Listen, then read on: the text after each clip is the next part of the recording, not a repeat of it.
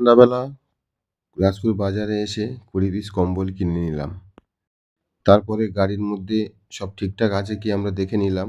কম্বলগুলো ঢুকিয়ে নিলাম গাড়ির ডিক্কির মধ্যে এবং কলা আছে এর মধ্যে ১০০ পিস, বিস্কুট রয়েছে ৫০ পিসের মতন বিস্কুটের প্যাকেট রয়েছে। সোনারপুর স্টেশন থেকে কেক-টেক কিনে নেব, চলো যাওয়া যাক। তারপরে আমরা রওনা দিলাম সোনারপুর স্টেশনের দিকে। সোনারপুর স্টেশনে গিয়ে আমরা ওখান থেকে কিছু কেক-টেক কিনে নিয়ে আমরা সব কিছু প্যাকেট করে নিলাম, কারণ সবাইকে সমানভাবে ভাগ করে দিতে হবে। তো সোনারপুর স্টেশনে আমাদের অনেকটা সময় লেগে গেল। গাড়িতে বসে আমরা অনেকগুলো প্লাস্টিকও কিনে নিলাম। প্লাস্টিক কিনে নিয়ে সবগুলো এরকমভাবে সুন্দরভাবে সব কিছু সমান করে আমরা প্যাক করতে থাকলাম। টোটাল আমরা এখানটা আমরা ৮০ পিস না ৭০ পিসের মতন এরকম একটা প্যাক করে নিলাম। কারণ আমরা ওখানে পৌঁছে গিয়েছিলাম ১২টার সময়, কিন্তু তখনও ট্রেন ঢুকছিল দেখছিলাম, তাই আমরা একটু লেট করছিলাম যাতে সবাই চলে যাক।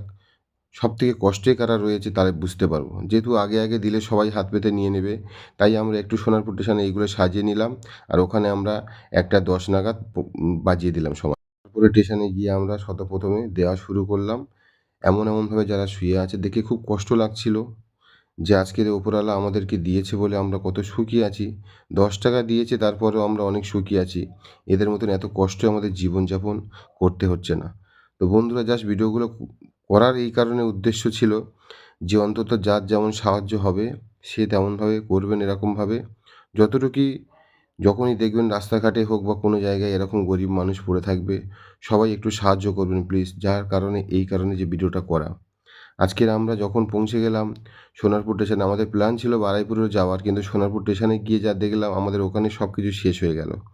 তো আমরা আস্তে আস্তে সবাইকে যেরকমভাবে রাত ১টার পর থেকে যেরকম দেখলাম, ফুটপাতেও দেখলাম অনেকে এরকমভাবে শুয়ে আছে, সবাইকে ডেকে ডেকে একটুখানি করে খাবার এবং একটা করে ব্ল্যাঙ্কেট তাদের গায়ে আমরা তুলে দিলাম। তারপরে ওখানে আমাদের মাল লাস্টের দিকে কিছু কমে গিয়েছিল, অনেকেই আমাদের ওখানে একসঙ্গেও সামনে এসেছিল, তাদেরকে আমরা সবাই একটা একটা করে জিনিস দিয়ে বহন করেছি। তো দেখতে পাচ্ছ এরা ঘুমাচ্ছিল, কত কষ্ট এদেরকে ডেকে তুলে একটা করে ব্ল্যাঙ্কেট এবং খাবার দিয়েছি এদেরকে। তো এরা উঠতেও চাইছিল না ঠান্ডায় থেকে, এত কষ্ট পাচ্ছিল।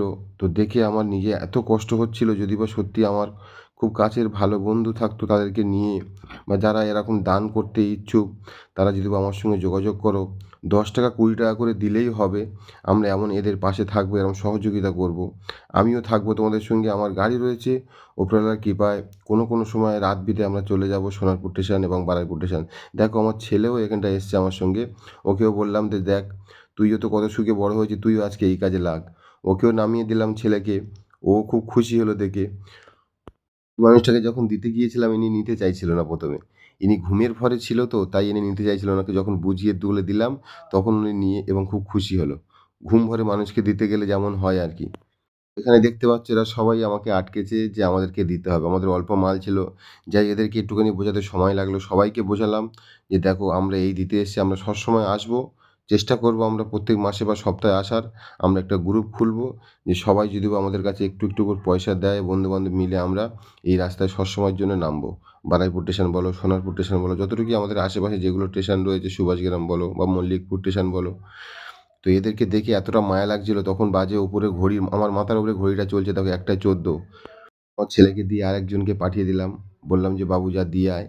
তুইও এত কষ্ট দেখ, কেমন কষ্টের দিন কাটে মানুষদের, ঠান্ডা হোক গরম হোক, এদেরকে কেমন জীবনযাপন চলছে। থেকে কষ্ট লেগেছিল আমার এই মানুষটির দেখে, দেখো এর মাথায় কেমনভাবে মশা কামড়াচ্ছে। যদি বা গরম হতো, এ তো গরমের সময় তো বেড কাপড় তো মাথায় দিতে পারতো না, বা এই কম্বল মুড়ি দিতে পারতো না, তখন তাহলে কেমনভাবে এদেরকে মশা কামড়ায়।